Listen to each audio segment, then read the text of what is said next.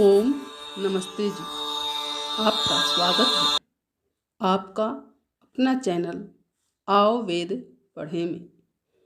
इस चैनल पर केवल आचार्य प्रदीप कुमार शास्त्री जी का ऑनलाइन व ऑफलाइन शास्त्रीय कक्षाओं के वैदिक व्याख्यान उपलब्ध होंगे। अपने चैनल पर आने वाले वीडियो की सूचना पाना चाहते हैं तो लाइक और सब्सक्राइब करें तथा घंटी के बटन को दबाएं, जिससे कि वीडियो अपलोड होते ही सबसे पहले सूचना पा सकें। वेद पढ़ें पढ़ाएं, सुने सुनाएं, वेद का संदेश घर घर पहुंचाएं। ऋषि ऋण को चुकाएं, अपना कर्तव्य निभाएं, जीवन सफल बनाएं।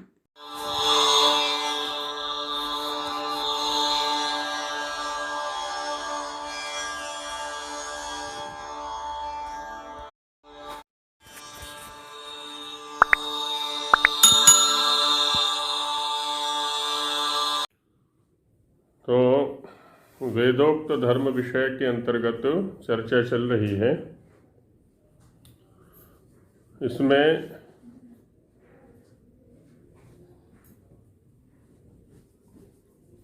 जो संगठन सूक्त का प्रथम मंत्र है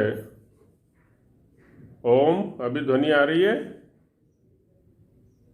बंद है माइक। ठीक है।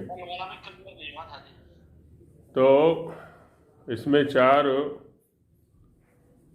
चीज़ें उठाई हमारे संपूर्ण सुख के लिए, परस्पर व्यवहार के लिए: संगमन, संवदन, सम्मनन और देवदर्शन। इन 4 उपायों को यदि हम अपनाएंगे तो सर्वविध सुख की प्राप्ति हम कर सकते हैं। तो इसमें गत मंत्र में जो चर्चाएं की गई उसमें कुछ विचारणीय तो नहीं है कि नहीं का?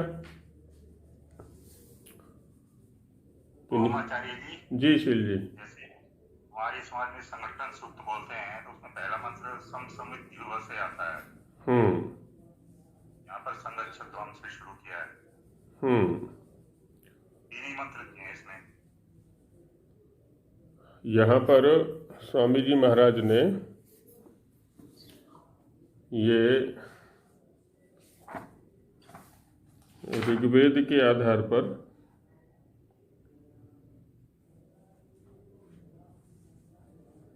जो इसका अंतिम जो सूक्त है ऋग्वेद का 191वां, उसमें 4 मंत्र हैं। तो प्रथम मंत्र को यहाँ पर छोड़ दिया है, सम समित युवसे को। संगच्छध्वम ये द्वितीय मंत्र है वहाँ, समानो मंत्र ये तृतीय मंत्र है, और समानी व आकुति यह चतुर्थ मंत्र है। और वही पता यहाँ पर भी दिया हुआ है। तो वहाँ 4 मंत्र हैं, वो यहाँ 3 मंत्रों के आधार पर प्रतिपादन करने महाराज।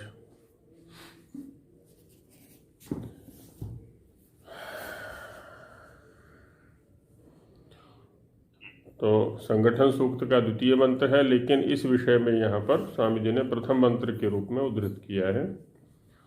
तो आगे अब द्वितीय मंत्र को लेते हैं, जो कि संगठन सूक्त का तृतीय मंत्र है।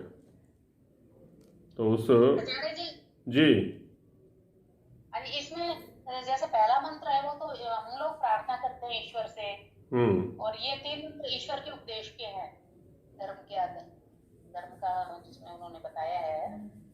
पहले मंत्र तो हम प्रार्थना करते हैं ना, इसलिए ऐसा नहीं, इसीलिए ऐसा है क्या? हाँ जी ठीक कह रही हैं आप। ठीक है। तो अब द्वितीय मंत्र को आगे लेते हैं।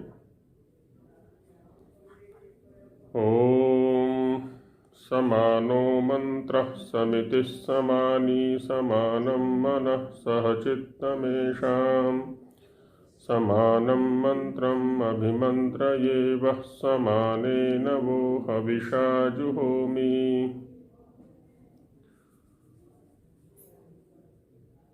और आगे बढ़ते हैं थोड़े सामाजिक स्तर पर कि समानो मंत्र, जो मंत्र है, मंत्र शब्द के ऊपर भी हमने विचार किया था वेद विषय विचार के अंतर्गत। मंत्रो मननात्, है ना। मंत्र शब्द जो है वो मनन से, है ना, मन धातु से मंत्र बनता है और मन धातु से ही मन बनता है और उसी से मनु बनता है और उसी से मनुष्य बनता है। तो मन, मनु, मनुष्य, मंत्र, इन सब का जो आधारभूत धातु है वो एक ही है, मनु अवबोधने। और आगे मन शब्द को भी लिया जाएगा इसी मंत्र में। तो मंत्र का हम एक विचार भी अर्थ कर सकते हैं। तो समानो मंत्र, अलग अलग व्यक्तिगत मतभेद होते हुए भी चूंकि सबका लक्ष्य एक है, अब लक्ष्य एक है तो उस एक लक्ष्य की ओर बढ़ने के लिए समान विचार वाला होना भी अत्यंत अनिवार्य है। जैसे अनेक शब्दों के समुदाय से एक वाक्य बनता है और प्रत्येक शब्द का अपना अपना अर्थ है, लेकिन जब वही शब्द किसी वाक्य में जाता है, एक पद समुदाय में जाता है, और वो पद समुदाय क्या है, वो वाक्य क्या है, किसी एक समुदित अर्थ को कहने की इच्छा, जिसको हम विवक्षा कहते हैं।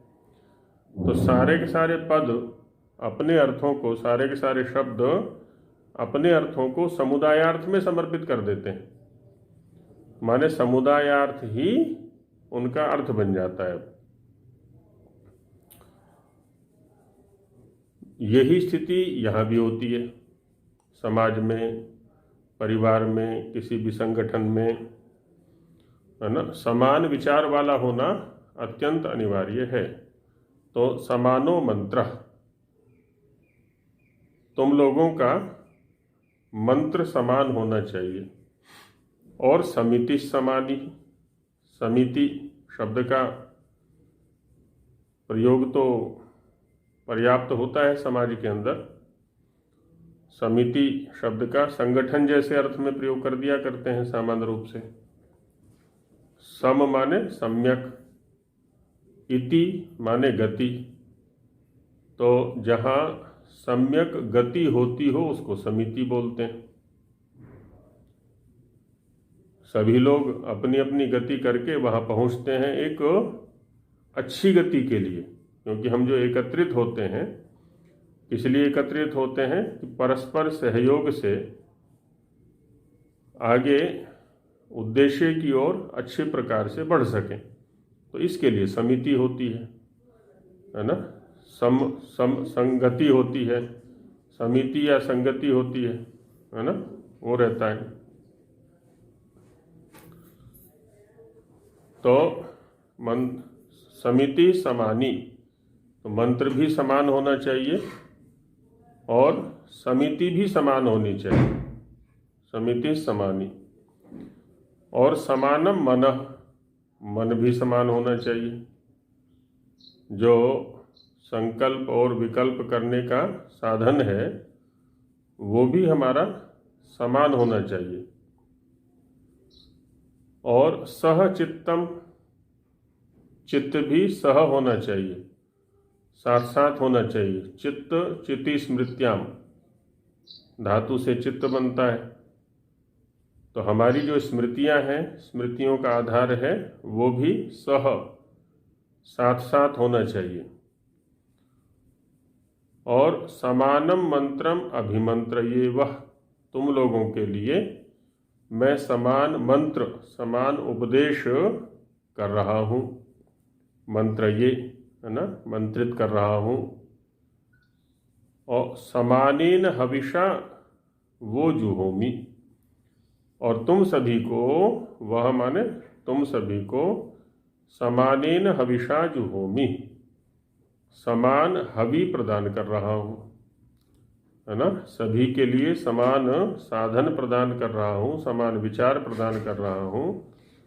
अब यहाँ पर एक ही वेद सबकी उन्नति के लिए है, एक ही ये प्रकृति भोग के लिए दी हुई है। अब इन दोनों का उपयोग करके, है ना, इधर वेद का उपयोग करें और इधर प्रकृति का उपयोग करें।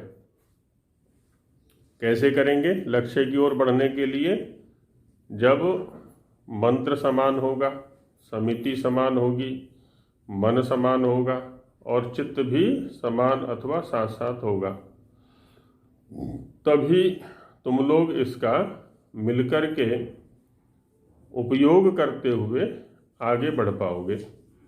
ऐसा इस मंत्र के माध्यम से कहा।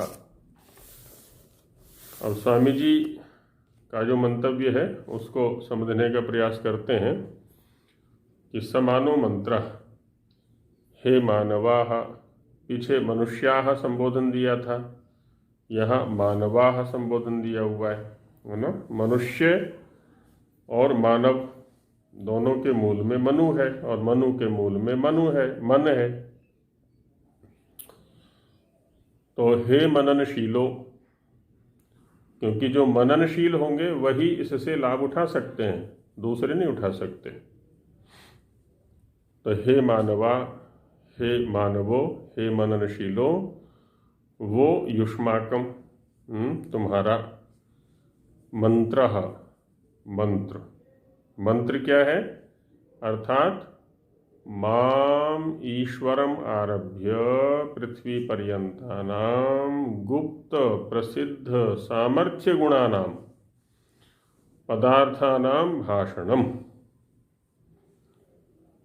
माम अर्थात ईश्वरम आरभ्य, ईश्वर से लेकर के, ईश्वर क्या है? वो सूक्ष्मतम वस्तु, और पृथ्वी स्थूलतम वस्तु। तो ईश्वर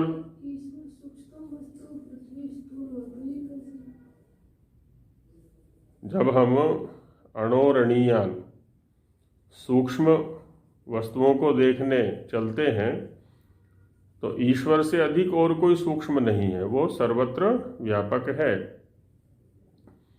और पृथ्वी से अधिक स्थूल नहीं है। जब स्थूल पदार्थों को हम देखने चलते हैं सृष्टि प्रक्रिया में, बनते बनते बनते बनते, तो पृथ्वी सबसे स्थूल है और ईश्वर जो है वो सबसे सूक्ष्म है।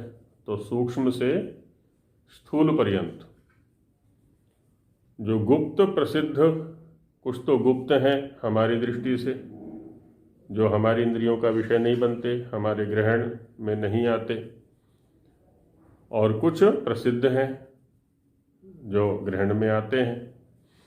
तो गुप्त प्रसिद्ध सामर्थ्य गुणानाम, गुप्त और प्रसिद्ध है सामर्थ्य और गुण जिनके, ऐसे पदार्थानाम। अब ईश्वर के, है ना, जो गुण हैं कुछ गुप्त हैं कुछ प्रसिद्ध हैं, ऐसे प्रकृति के भी हैं। प्रसिद्ध वो हो जाते हैं जिनके ज्ञान का हम यत्न करते हैं, और जितना जितना ज्ञान हमारा बढ़ता जाता है उतना उतना प्रकृति अथवा ईश्वर के गुणों को हम जानते चले जाते हैं, प्रसिद्ध करते चले जाते हैं। और जितने स्तर का हमें अज्ञान होता है उतने स्तर पर वो पदार्थ छिपे रहते हैं, गुप्त होते हैं। तो दोनों ही प्रकार के पदार्थों का भाषणम, कथन करना। भाषणम का अर्थ दे रहे हैं उपदेशनम, है ना, उपदेश करना, दूसरों को कथन करना, बतलाना। ज्ञानम वा भवति, जो वो ज्ञान है, ये यस्मिन येन वा, है ना। मंत्र शब्द की परिभाषा दी स्वामी जी ने यहाँ पर। क्या परिभाषा दी मंत्र शब्द की? ईश्वर से लेकर पृथ्वी पर्यंत गुप्त प्रसिद्ध सामर्थ्य गुणों वाले पदार्थों का कथन, उपदेश अथवा ज्ञान होता है जिसमें या जिसके द्वारा, यस्मिन येन वा, क्योंकि मत्री गुप्त भाषणे है ना, ये धातु है मंत्र शब्द में जो धातु है ना, तो मत्री, मत्री से मंत्र, मंत्र से मंत्री बनता है। तो उन सब का कथन है जिसके द्वारा या जिसके अंदर, ऐसा जो वो वाक्य है समंत्र, उसका नाम है मंत्र। दूसरा शब्द दिया उसके लिए विचारः, है ना, मंत्र अर्थात विचारः भवितुम अर्हति, तो उसका नाम है मंत्र अथवा विचार। तो इस प्रकार से हमारे मंत्र का, हमारे विचार का विषय क्या होना चाहिए? सूक्ष्म भी रहे, स्थूल भी रहे। हम सूक्ष्मता की ओर भी चिंतन करें, करते करते ईश्वर तक पहुंचना है, और स्थूलता जो प्रकृति के स्तर पर है उसका भी चिंतन करना है, क्योंकि यही हमारे विचार का साधन है। कैसे? तो दिखाते हैं कि तद यथा, जैसे कि राज्यों मंत्री, किसी राजा का मंत्री होता है, राज्यों मंत्री सत्यासत्य विवेक करता। राजा सर्वोपरि हो गया, इधर प्रजा है जिसके अंदर व्यवहार चल रहा है, बीच में मंत्री है सहयोगी। तो सत्य और असत्य का विवेक है ना, विवेचन करने वाला कौन होता है? मंत्री। तो मंत्री राजा के सामने प्रजा की बातों को, प्रजा के सामने राजा की बातों को, जो भी सत्य क्या है असत्य क्या है वो सब विवेचित करके बता देता है, अलग अलग करके बता देता है।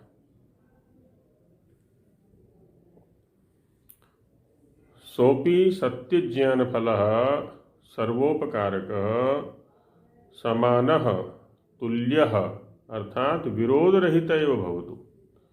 तो वो जो मंत्र है वह भी कैसा होना चाहिए? सत्य ज्ञान फल। सत्य ज्ञान है फल जिसका, है ना, सत्यम च तज्ज्ञानम, सत्य ज्ञानम तस्य सत्य ज्ञानम फलम यस्य, सत्य ज्ञान रूप फल है जिसका, ऐसा वो मंत्र होना चाहिए, सत्य ज्ञान कराने वाला। और कैसा होना चाहिए? सर्वोपकार का, सभी का उपकार करने वाला, केवल मेरा उपकार करने वाला नहीं, है ना, अभी तो सभी का उपकार करने वाला वो होना चाहिए। और समानः, विरोध रहित होना चाहिए। तुल्यः, उसी को कहा समान अर्थात तुल्य। तुल्य किसको कहते हैं? तुलया सम्मितम तुल्यम। तुला से जिस पदार्थ को मापा जाता है वो तुल्य होता है। तुला माने तराजू। तो तराजू से जब मापते हैं किसी पदार्थ को, तो एक तरफ हम मापक रखते हैं बाट आदि, और दूसरी ओर पदार्थ को रखते हैं, तो वो पदार्थ उस माप के तुल्य हो जाता है, तो उसको तुल्य कहा जाता है। तो वैसे यहाँ पर भी तुल्य शब्द का प्रयोग कर देते हैं, सदृश। समान या तुल्य क्या होता है? अर्थात विरोध रहित एव भवतु, वह भी परस्पर विरोध रहित होना चाहिए, उसमें विरोध नहीं होना चाहिए, क्योंकि विरोध होगा तो सर्वोपकारक कैसे बनेगा फिर वो। तो जो सभी के उपकार करने वाला ऐसा मंत्र या विचार होना चाहिए। यदा बहुभिर्मनुष्यैर्मिलित्वा संदिग्ध पदार्थानां विचारः कर्तव्यो भवेत्। कहते हैं कि कोई संदिग्ध पदार्थ, परस्पर व्यवहार कोई संदेहास्पद हो गया, किसी व्यक्ति का या किन्हीं व्यक्तियों का, या कुछ के मति में कोई विषय समझ में नहीं आ रहा, तो क्या करेंगे? सभी लोग मिलकर के उस पर चिंतन करेंगे। तो वही करें कि जब बहुभिर मनुष्यैर मिलित्वा, बहुत सारे मनुष्यों के द्वारा मिलकर, मनुष्य कौन? मननशील, विचारशील होने चाहिए। तो उनके द्वारा मिलकर के संदिग्ध पदार्थानां विचारः कर्तव्यो भवेत्। तो जो संदिग्ध पदार्थ हैं, संदेहास्पद पदार्थ हैं, विषय हैं, उनका विचार करना हो। तदा प्रथमः पृथक पृथगपि सभासदां मतानि भवेयुः। तो पहले क्या करना है? माने सम्मिलित विचार करने से पहले सबके अलग अलग विचार जानने चाहिए। तदा प्रथमः, पहले, पृथक पृथगपि, अलग अलग भी, सभासदाम, जो भी विचार के लिए उपस्थित हुए हैं लोग, वो सब सभासद हो गए। सभायाम सीदति इति सभासद तेषाम सभासदाम, है ना। सभा में जो भी बैठने वाले हैं वो सब सभासद हो गए। तो उनके मतानि भवेयु, अलग अलग भी सबके मत लिए जाएं पहले। ऐसा नहीं कि एक साथ ही बैठा दिया जाए सबको। तत्रापि सर्वेभ्यः सारम गृहीत्वा, और फिर क्या करें? पहले सबकी सुन ली जाए, फिर जो भी अधिकृत व्यक्ति हैं उन सबका सार निकालें, सामंजस्य बिठाएं। सारम गृहीत्वा यद यद सर्व मनुष्य हितकारकम, तो उनके अलग अलग वक्तव्यों में जो भी सर्व मनुष्य हितकारक हो, है ना, सभी मनुष्यों के लिए हितकारी हो। सद्गुण लक्षणान्वितम, एक विशेषण और दिया यहाँ पर। एक तो सभी मनुष्यों के लिए हितकारी हो, और दूसरा सद्गुण लक्षणों से युक्त हो, है ना। सद्गुणों के लक्षणों से युक्त होना चाहिए। ऐसा जो मतम स्यात्, ऐसा जो मत होवे, जो विचार होवे सार रूप में, तत्तत् सर्वम ज्ञात्वा, उस सब कुछ को जान करके, एकत्र कृत्वा, इकट्ठा करके, एक साथ करके, नित्यम समाचरत, है ना। तो उसके अनुसार ही नित्य आचरण करना चाहिए। तो ऐसे निर्णय करें। परिवार के अंदर भी संदेह उपस्थित हो सकता है, किसी संस्था के अंदर संदेह उपस्थित हो सकता है, किसी समाज, संगठन, समिति आदि आदि, जहाँ अनेक व्यक्ति मिलकर के कार्य करेंगे, तो निश्चित रूप से सबकी प्रकृति अलग अलग है, सबका स्वभाव अलग अलग है, कार्य करने के ढंग अलग अलग हैं। तो संदेह होना स्वाभाविक है। तो जब भी कभी संदेह हो, तो जिनके बीच में भी संदेह हो, कम से कम वो लोग बैठ करके चर्चा करें आपस में, और चर्चा करके जो भी सर्वहितकारी पक्ष हो उसको सभी लोग ग्रहण कर लें, बस। तो जो वैमनस्य हैं वो धीरे धीरे दूर हो जाया करते हैं। समस्या हमारे सामने जो सबसे बड़ी रहती है ना, या तो हम जल्प के स्तर पर खड़े होते हैं या फिर वितंडा के स्तर पर खड़े होते हैं। जल्प अर्थात अपने ही पक्ष को सर्वोपरि मानना, दूसरे की बात सुनना ही नहीं, बस जो मैं कह रहा हूँ वही ठीक है, दूसरे का पक्ष ठीक नहीं है। कभी कभी वितंडा पर भी उतर जाते हैं, अपनी कुछ रखते नहीं और दूसरे की सुनते नहीं, और दोनों ही स्तरों पर बड़ी हानि होती है, बहुत बड़ी हानि होती है। तो इसलिए ये जो उपाय यहाँ पर स्वामी जी महाराज ने रखा है, सभी प्रकार के संदेहों को दूर करने के लिए, ये प्रगति का उत्तम साधन है। क्योंकि यतः प्रतिदिनं सर्वेषां मनुष्याणाम उत्तरोत्तरम उत्तमम सुखम वर्धेत। ऐसा करने से क्या होगा? यतः, जिससे, प्रतिदिन सर्वेषां मनुष्याणाम, सभी मनुष्यों का, उत्तरोत्तरम, आगे से आगे, और अधिक और अधिक और अधिक, सुखम वर्धित, है ना, उत्तमम सुखम वर्धित, उत्तम सुख की वृद्धि होगी, ऐसे यदि करेंगे तो ये हुआ मंत्र पर विचार, समानो मंत्र। अब समिति शब्द को लेते हैं। समिति समानी तथा समिति ही, समिति क्या है? सामाजिक नियम व्यवस्था, है ना। समिति शब्द का क्या अर्थ दिया स्वामी जी ने? सामाजिक नियम व्यवस्था। सामाजिक क्या होता है? समाजम रक्षति इति सामाजिकः, या समाजे भवः सामाजिकः, समाज की रक्षा करने वाला। तो ऐसे नियम जिससे समाज सुरक्षित रहता हो। एक होता है समाज और एक होता है समझ। तो समझ होता है पशुओं का और समाज होता है मनुष्यों का, है ना। तो जहाँ समझ हुआ वो पशुओं का समूह, समझ, झ नहीं ज, हाँ हाँ, और समाज मनुष्यों का। तो कहते हैं समाज नियम व्यवस्था, है ना। सामाजिक कौन हो गया? सामाजिक माने समाज की रक्षा करने वाले जो नियम हैं, ऐसे नियम जिनसे कि समाज सुरक्षित रहता हो। तो वो जो व्यवस्थाएं हैं वो समिति कहलाएंगी यहाँ पर। अर्थात या न्याय प्रचाराढ्या, न्याय प्रचाराढ्या, न्याय युक्त जो प्रचार है, प्रचार माने आचरण से आढ्य होवे, समृद्ध होवे।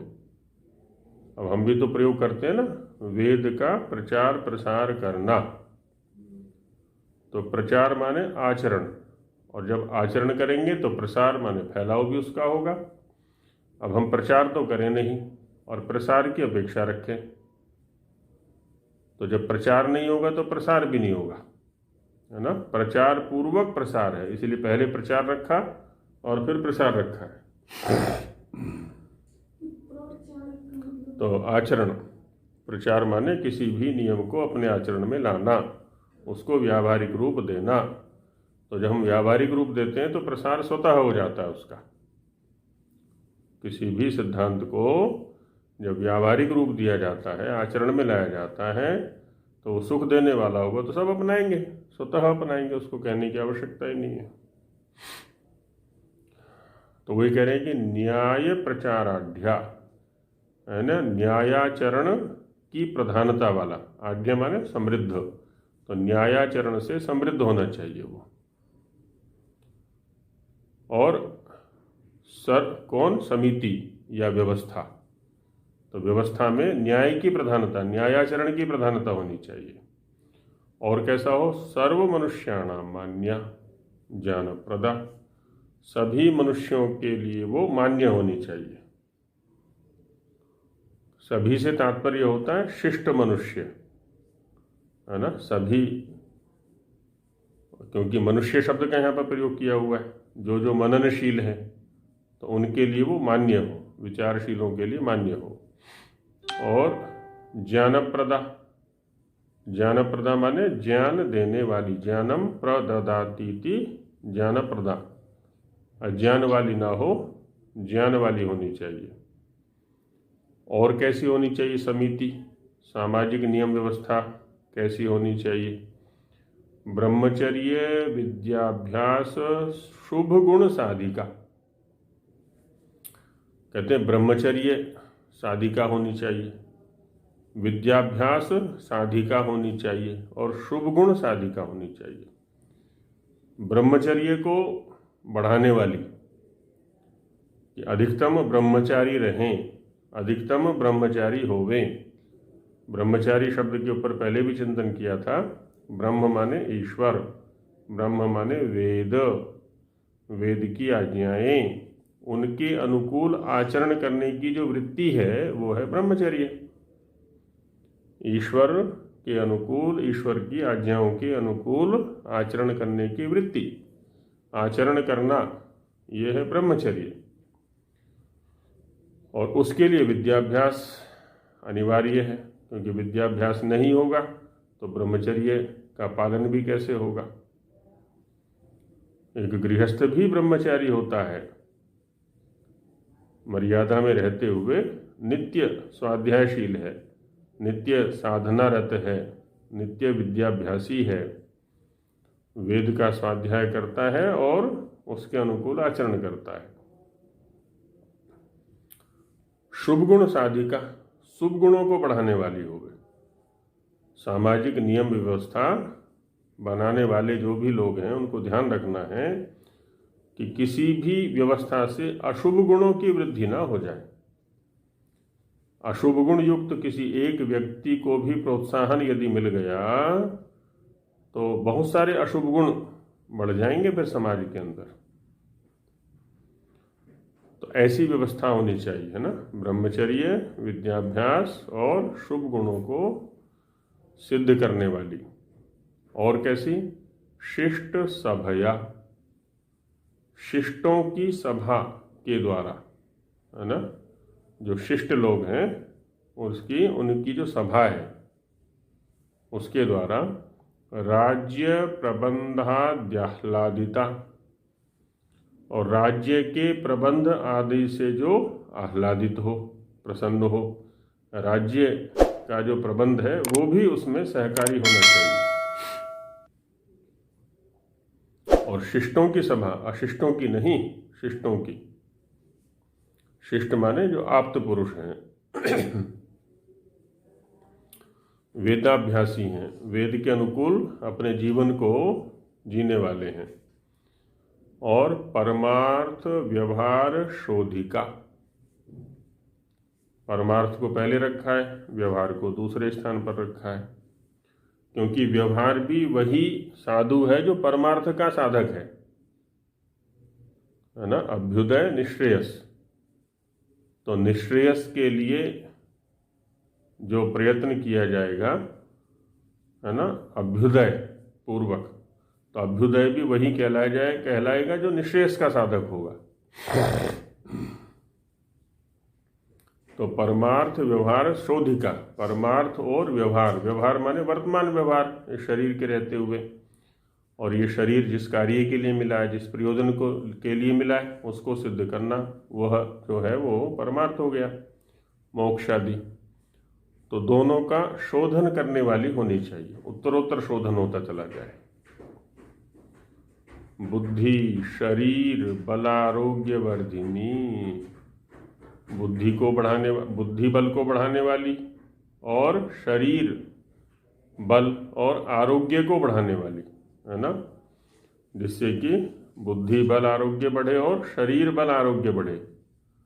ये आत्मदा बलदा, दोनों बलों को बढ़ाने वाली वो व्यवस्था होनी चाहिए।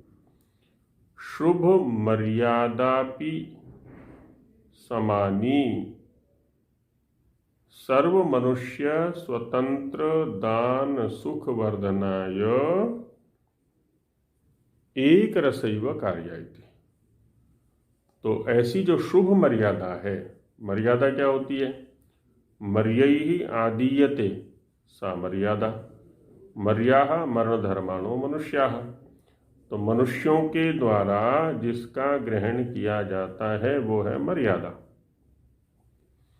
व्यवस्थित रहने के लिए, सुखी रहने के लिए, एक लक्ष्य की ओर बढ़ने के लिए मनुष्यों के द्वारा जिसको ग्रहण किया जाता है वो मर्यादा।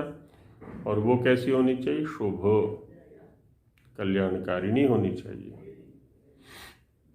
तो शुभ मर्यादा भी समानी, वो समान होनी चाहिए। समानी अर्थात सर्व मनुष्य स्वतंत्र दान सुख, सभी मनुष्यों को स्वतंत्रता देने वाली और सुख की वृद्धि करने वाली, है ना।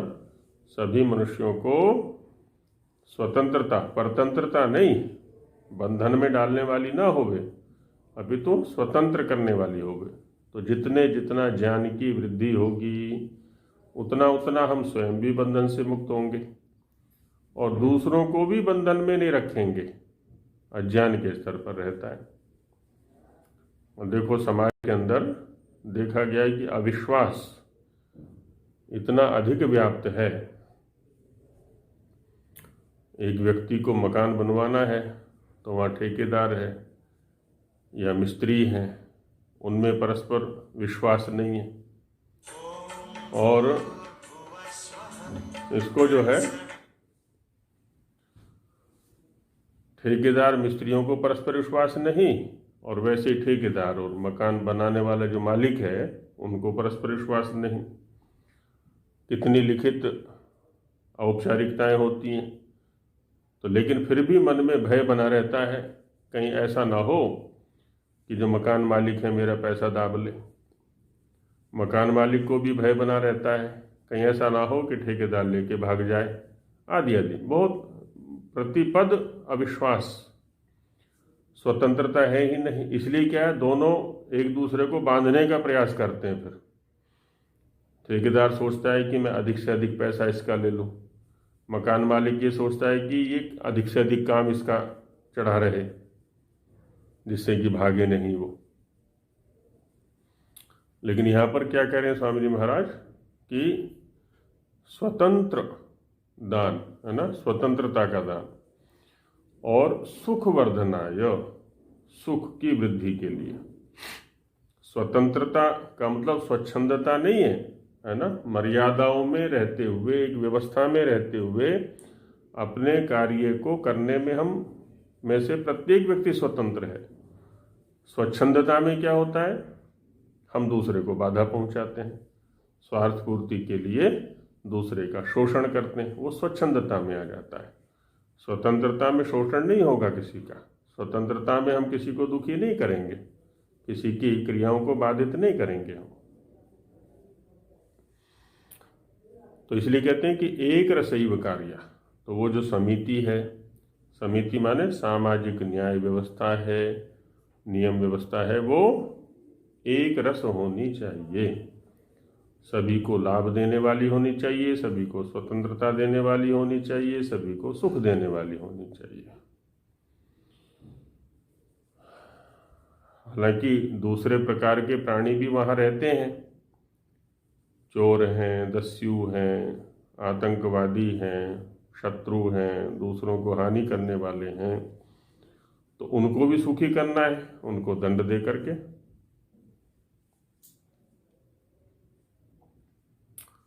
और आगे बढ़ते हैं, समानम मनः इत्यादि। मन क्या है, मनः संकल्प विकल्पात्मकम, जिसमें संकल्प होते हैं ये करना है, ये करना है, विकल्प होते हैं ये नहीं करना है, ये नहीं करना है। दोनों पक्ष रहा करते हैं, करना न करना वाला, दोलायमान सी भी स्थिति रहती है कभी कभी। संकल्प और विकल्प शब्दों को खोलते हैं स्वामी जी। संकल्पोभिलाषा, अभिलाषा इच्छा इत्यादि, किसी पदार्थ को प्राप्त करने की, किसी कार्य को करने की जो इच्छा है, जो अभिलाषा है, वो है संकल्प। और विकल्प इसके विपरीत होता है। विकल्पो अप्रीतिर्द्वेषः, किसी कार्य के प्रति अप्रीति होना, द्वेष होना, न करने की इच्छा होना, न लेने की इच्छा होना, यह है विकल्प। यहाँ पर मन के स्तर पर जो संकल्प विकल्प है। हालांकि दूसरा विकल्प भी होता है ना, एक विकल्प शब्द का प्रयोग करते हैं ना हम, तो वहाँ भी दो पक्ष रहा करते हैं। अब दोनों में से किसी एक का चयन किया करते हैं हम। एक ग्राह्य होता है, दूसरा अग्राह्य होता है, वहाँ भी यही स्थिति है इत्यादि। तो ये भी समान होने चाहिए। उसमें क्या करना है हमको, शुभ गुणान प्रति संकल्प।